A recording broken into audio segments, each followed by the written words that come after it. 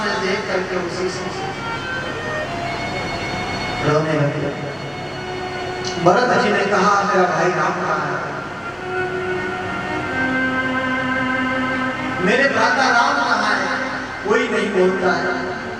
सब ने कहा कि राम जी और सीता जी को छोटा हुआ वनवास ले गए। अरे भाई ये हो क्या गया है? इस अयोध्या को किसकी नजर लग गई?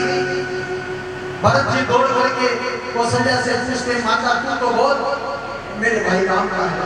कौशल्या कौन? राम की माँ, राम जी की माता। कौशल्या माँ के मन में कोई भेद नहीं था कि बेटा केकई का है। केकई ने भरत जी को कौशल्या माँ ने भरत जी को अपने हाथ में भर लिया, अपने हृदय से लगा कर कहा कि बेटा किसी को दोष नहीं देना चाहिए, ये सब विधाता की मर्जी है। भरत जी दौड़ते हुए गए,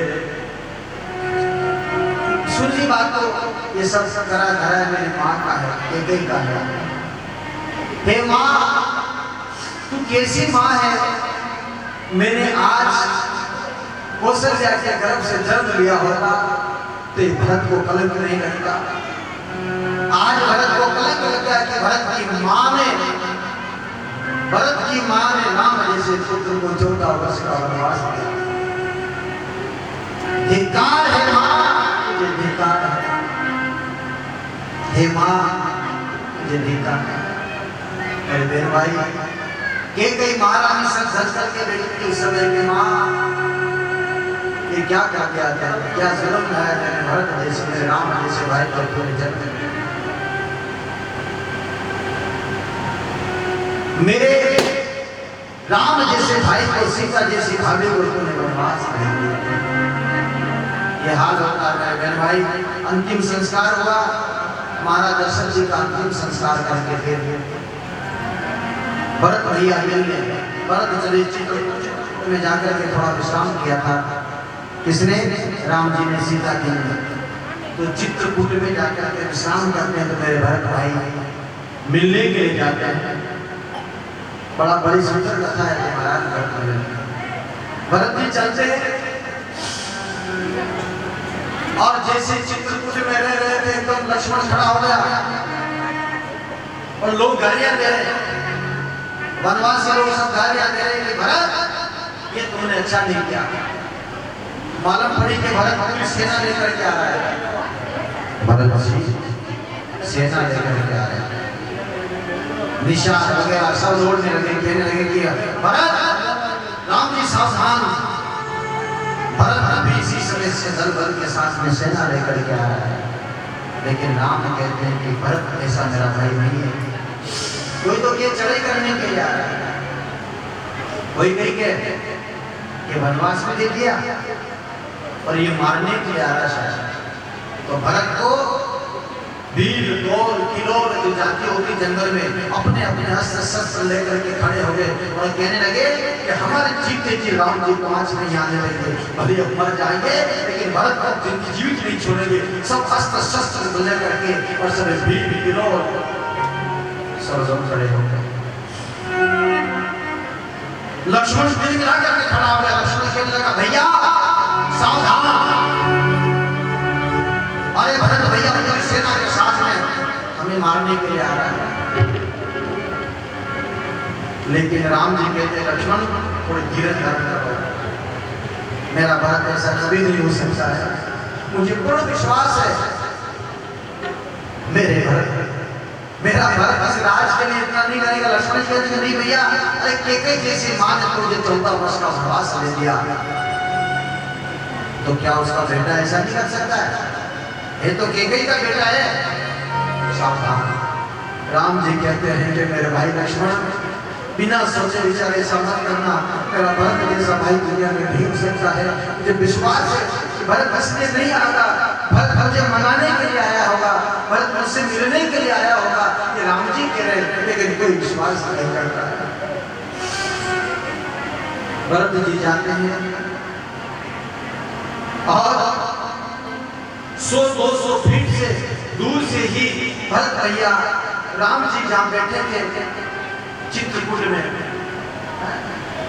चित्रकूट में बैठे हुए थे राम जी सीता जी और धरती पर गिर गया और भरत दौड़ता हुआ भगवान राम की तरफ जाता है और राम जी दोनों अंक फैला कर देखने लगे भरत भाई दोनों भाई मिलने से पहले भरत यीशु के दंड की भांति पृथ्वी पर गिर गए। राम जी बड़े प्रेम के साथ समझाते मेरे भाई ये तू क्या कर रहे हो? भरत कहने लगा मेरे भाई मैं प्राण त्याग दूंगा मर जाऊंगा लेकिन जीवित वापस अयोध्या में नहीं जाऊंगा। मुझे उस राज सिंहासन की आवश्यकता नहीं, मुझे राजा नहीं बनना है। मेरी माँ ने किया मैंने नहीं किया ये सब, मुझे राज की आवश्यकता नहीं है। भाई का प्रेम देखो, ये राम कथा सिखा रही है भाइयों का प्रेम ऐसा होना चाहिए। मुझे कुर्सी की धन के अयोध्या के राजा बनने की आवश्यकता नहीं। लेकिन भरत जी को बहुत प्रकार से समझाया। राम जी अपनी माताओं से मिलते सबसे आगे सुमित्रा से जाकर के मिले, कौशल्या से जाकर के मिले और कैकेयी महाराज एक तरफ अपने सिर को झुका करके बैठी। कैकेयी कहने लगी मैं कैसी अपराधी हूँ राम की कि जिस राम जैसे पुत्र को मैंने वनवास दे दिया, मेरे पति को मैंने खो दिया। ये सोच करके कैकेयी एक तरफ खड़ी हो रही है। लेकिन राम जी इस बात को ध्यान से सुनो कि राम जी सबसे पहले जाकर के कैकेयी से पूछते हैं माँ तू मेरी माँ है, मैं कौशल्या से भी तुम्हें ज्यादा मानता हूँ, तो अपने आप को दोषी मत मान। ये तेरा दोष नहीं है, ये सब विधाता का दोष है। ये थारा दोष नहीं, ये तेरा दोष नहीं, विधाता का दोष है। अरे भाग्य की रेख में हमारे भाग्य में ऐसा लिखा था। राम जी तो सर्वज्ञ समझा रहे बहुत प्रकार से कैकेयी को समझाया। कैकेयी अपने राम को अपने अंक में भर करके रोने लगी और कहने लगी मेरे लाल दुनिया मुझे दोषी मानेगी कि सब करा धरा कैकेयी का।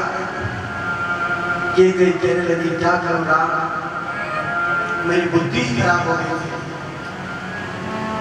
अब आया हो सबको, मेरी बुद्धि खराब हो गई थी पर क्या करे, ये सब देवताओं की चाल थी। देवताओं ने जाकर के सरस्वती से प्रार्थना करी और सरस्वती जाकर के मंत्रा की जीवा पर बैठी और मंत्रा ने सबके साथ विधाता के कारण मेरे बहन भाई भगवान चाहे उसे करने वाला भगवान राम भरत के मिलन की जो कथा है ना,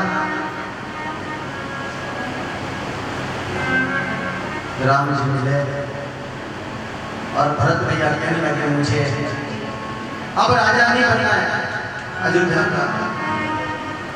खड़ाऊ जानते हो, पैर में पहनने की जूते चप्पल। राम जी की खड़ाऊ लेकर के भरत जी अपने सर पर रख करके अयोध्या में आ रहे हैं।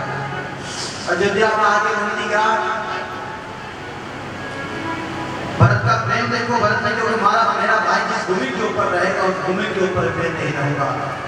नंदीग्राम बसाया, अयोध्या में नहीं गए भरत भैया, अयोध्या में फिर नहीं गए कि जिस माँ ने जिस राज सिंहासन के कारण अपने 14 साल का मेरे भाई को 14 साल का वनवास दिया है, तो मैं भी 14 साल उस सिंहासन का सुख नहीं हूँ। एक संत की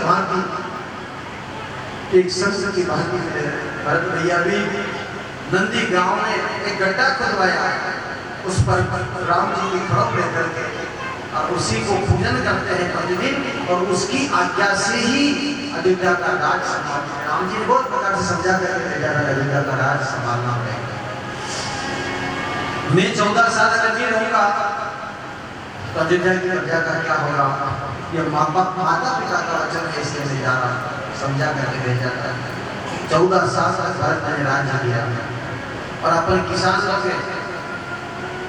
देखो सुखी कहाँ रखा किसान है, किसानों को बहुत सुखी रखा था। लेकिन भरत जी ने कर लिया था कितना, अयोध्या वासियों से औंधे घड़े पर जितना अनाज टिकता हो उतना कर के रूप में अपनों से पैसा लिया था। कर राजा कर लेता था। लेकिन फिर भी राम जी जब 14 वर्ष का वनवास पूर्ण करके जब अयोध्या में आते हैं, तब राम जी ने पूछा प्रजा से कि क्या तुम सब लोग सुखी रहे? तो लोगों ने कही तो कर्षण अपना किसान से श्राप है, कई कर्म महाराज मेरा दुखी दिया नहीं तो कही। तब भरत जी के मन में एक विचार आया था कि मूर्खों, मैंने तुमसे जिया दिया, अपने साथ में ऐसे कैसे रहोगे जीवन भर? तो किसान को इसी भरत जी का श्राप है ये अपन सुखी नहीं हो, कितने ही माल हो जाए, कितने ही धान मिल जाए, कितने ही कुछ हो जाए, तो आपने यूज करके क्या महाराज और तो और लेकिन यस वो फिर बोर बचा कैसा जगह बोर हो गयो तो ये सोच लीजिए हो कभी नहीं रहा पड़ेगा। ये श्राप है भारत जी का होगा। अरे भाई सुखदेव जी महाराज परीक्षित को कथा सुनाते सुनाते उन्होंने गदगद हुआ कि धन्य प्रभु राम कथा विस्तार से सुनाओ तो बहुत लंबी होती है। उन्होंने पूछा फिर क्या हुआ? तो राम जी वनवास में और चित्रकूट में जाकर के कुछ समय निवास किया और वहां से आगे चल करके पंचवटी जाते हैं और पंचवटी में जाकर के भगवान ने कुछ समय तक विश्राम किया। रुकिया वहां तक 14 साल तो काट नहीं, करीब करीब 12 साल ऊपर हो गए थे यहाँ। चित्रकूट में भी भगवान बहुत समय तक रहे। उसके बाद चित्रकूट के बाद में पंचवटी गए। पंचवट वट मतलब 5 बड़ के जहाँ झाड़ थे यही छाया वहां। पंचवटी पाठ वट यानी बड़ा 5 बड़ के झाड़ हैं और पर्णकुटी बना करके छोटी सी कुटिया बना करके राम जी, सीता जी और लक्ष्मण जी कुछ समय वहां पर रहते हैं। तो देखो